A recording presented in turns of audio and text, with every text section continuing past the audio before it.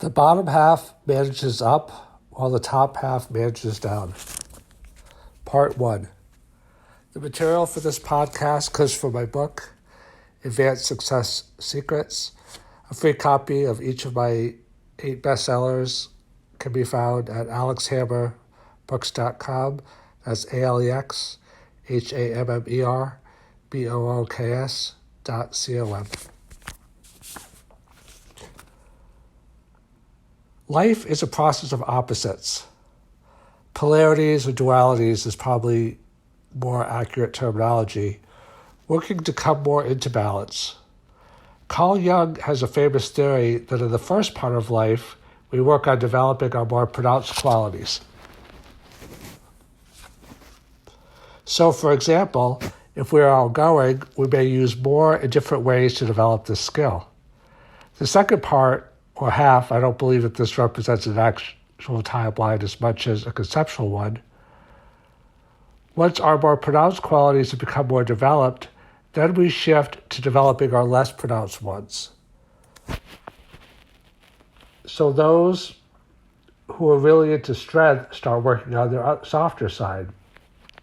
Those who worked hard on their independence start working more on their relational or interdependence needs. The idea, I guess, someone correct me if I'm wrong because I possess only a very general understanding of the theory, is that we are working in this life to become more whole and balanced creatures.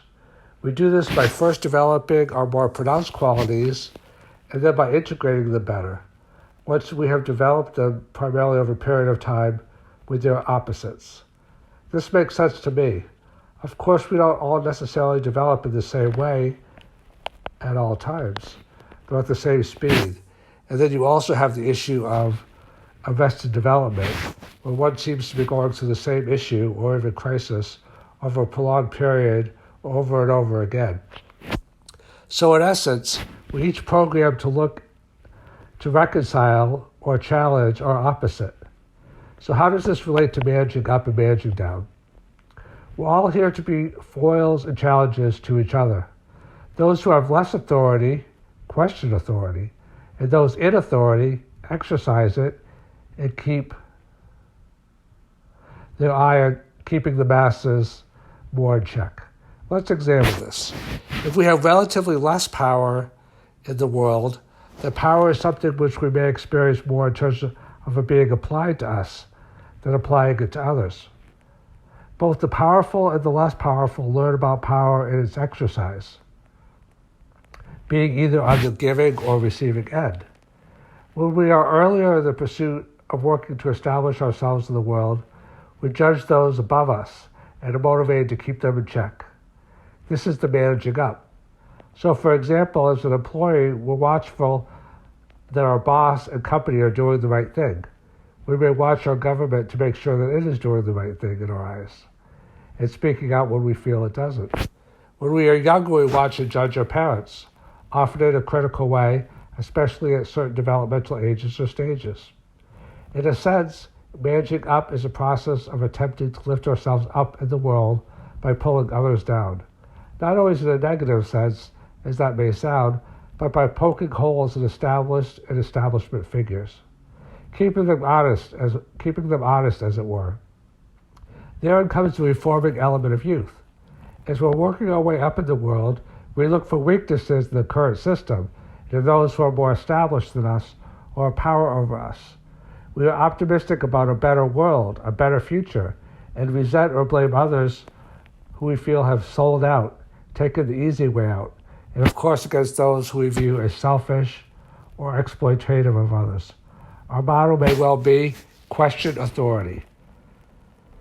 And this serves a useful societal function by ensuring that those in power are being watched to make sure that they do not overstep their bounds, or that if they can be demonstrated to convincingly have done so, that they are held to account.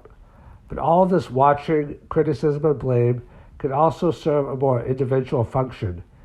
It is a transition from a narcissistic orientation towards a more selfless and integrated one.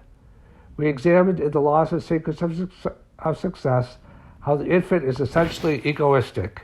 It cries to get its needs met, out of necessity, as the infant has not yet developed the sophisticated life skills to function more autonomously or interdependently.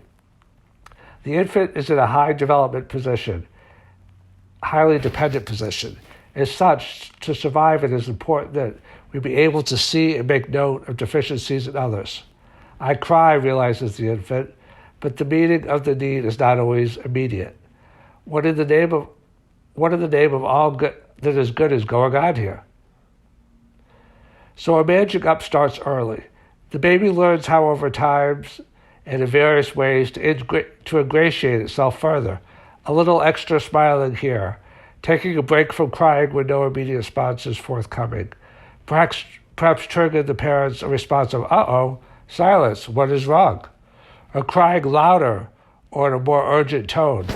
We are relational creatures who learn from each other and our greater environment. And this starts right from the beginning, I suppose. End of part 1.